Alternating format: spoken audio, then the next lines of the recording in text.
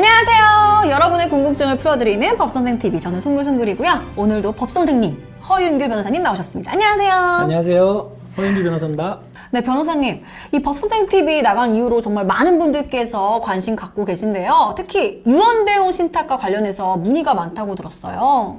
네, 요즘 그 유언대용 신탁이라는 제도가 한참 이슈가 되다 보니 그거와 관련된 관심이 많으신 것 같습니다. 그럼 오늘 사연도 이 유언대용 신탁과 관련이 된 것 같은데 제가 사연 읽어보고 시작해 보도록 할까요? 네. 안녕하세요. 저는 아내를 떠나보내고 홀로 살면서 자식들, 손주들 보는 것이 유일한 낙인 70대 남자입니다. 이번에 아들이 사업을 하면서 돈이 필요하다면서 연락이 왔습니다. 제가 가진 재산은 지금 살고 있는 아파트뿐이라서 아들은 자신이 모실 테니까 자기 집에 와서 살고 내가 살고 있는 집을 처분하거나 전세를 줘서 사업 자금을 도와달라고 합니다. 아들에게 도움을 주려면 이렇게 아파트를 처분하거나 전세를 줘야 될 것 같은데 제 걱정은 만약에 아파트를 처분하고 나면 어떻게 지내야 될지 막막하다는 겁니다. 물론 아들은 본인이 살고 있는 집에서 죽을 때까지 같이 지내자는데 혹시나 나중에 노인네 뒤치다거리 하다가 마음이 변하지는 않을까 걱정입니다. 라고 사연을 주셨는데요. 네. 네, 그 아버지의 그 자식에 대한 사랑이 상당히 이제 묻어나 있고 또 어떻게 보면은 본인의 노후 준비라는 현실적인 고민까지 함께 있는 사연 같습니다. 충분히 있을 수 있는 걱정입니다. 네. 네. 좋은 방법이 있을까요? 예, 물론 방법이 있습니다. 보통 한 2가지 정도를 저희는 이제 말씀을 드리는데요. 2가지나 있어요. 네, 2가지 정도 있고요. 네. 먼저 이제 말씀드릴 거는 부담부 증여라는 방법이 하나가 있습니다. 부담부 증여요? 네, 예, 부담부 증여라는 방법이 있는데 증여라는 말은 뭐 많이 들어보셨을 거고 말 그대로 증여에다가 이제 조건을 다는 건데요. 뭐 이 사연 같은 경우에 아버지가 아들한테 조건을 달아서 증여를 하는데 그 조건이라는 것이 효도 조건 또 뭐 흔히 효도 계약이라고 하죠. 그러니까 아파트를 증여를 하면서 내가 살아있는 동안에 나를 부양을 해라. 뭐 구체적으로는 나한테 한 달에 얼마씩 부양료로 지급한다든지 아니면 내가 죽을 때까지 너가 한 집에서 나를 모시고 살아라. 이런 조건으로 증여를 하면서 아예 부동산을 증여해버리는 거죠. 그리고 나서 나중에 혹시라도 그 아들이 그런 약속을 지키지 않으면 그 증여를 취소해버리는 그런 제도가 이제 부담부 증여라고 할 수 있습니다. 그러면은 이 사연자님 같은 경우에는 부담부 증여로 해결하면 되는 거 아니에요? 간단한데요? 네, 제가 지금 드린 말씀만 보면은 좀 간단해 보이시긴 하시죠. 그런데 이런 부담부 증여가 우리 주변에서 그렇게 많이 일어나지는 않습니다. 그쵸. 네, 첫째는 우리나라가 이제 유교적인 문화권에 있다 보니까 부모와 자식 간에 계약을 체결한다?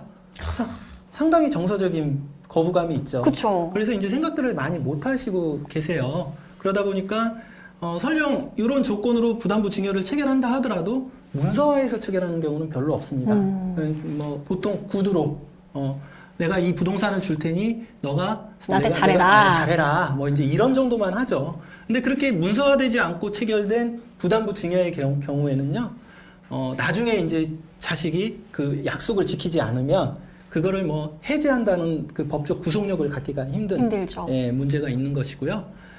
두 번째로는 제일 이제 그 부담부 증여의 맹점인데 그 설령 뭐 계약서를 체결했다 하더라도 뭐 자세하게 그 조건이나 이런 것들을 자세하게 기술해서 문서를 했다고 하더라도 이미 증여를 했을 때 소유권 이전 등기가 생전에 자식한테 이제 등기가 되어버립니다.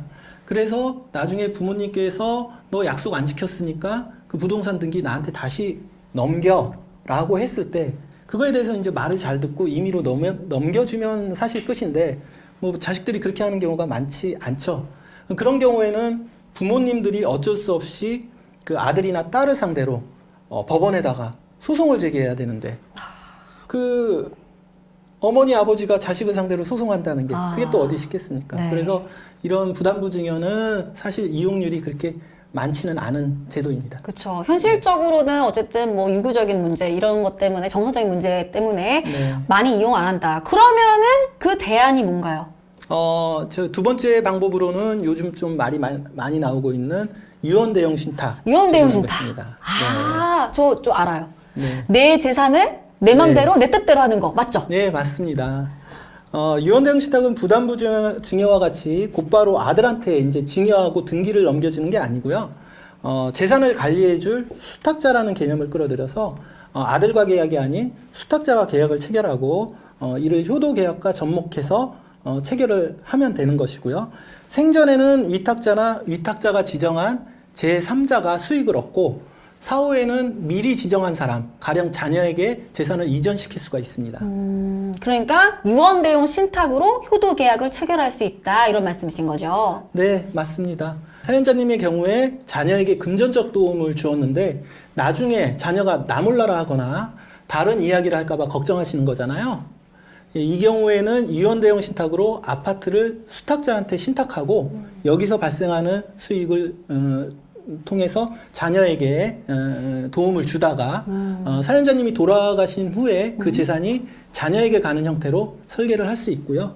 그 부담부 증여와 가장 큰 차이는 그 사후 수익자를 자녀로 지정했다고 하더라도 생전에 자녀가 효도 조건을 지키지 않으면 위탁자인 아버지는 그 수탁자, 아까 재산을 맡긴 수탁자와 합의 또는 그 신탁계약상에 정해진 내용대로 언제든지 그 신탁계약을 해제하고 곧바로 등기를 자기 명의로 돌려올 수 있다는 점에서 그 반드시 그 법원 소송을 통해서 해도 되지 않기 때문에 부담부 증여보다는 조금 수월하게 이 효도 계약을 체결할 수 있다고 말씀드릴 수 있을 것 같습니다. 우리 법 선생님 말씀으로는 결국은 부담부 증여보다는 유언대용 신탁이 더 유용한 제도다 이런 말씀을 하시는 것 같습니다. 네, 일반적으로는 그렇다고 말씀을 드릴 수 있겠고요.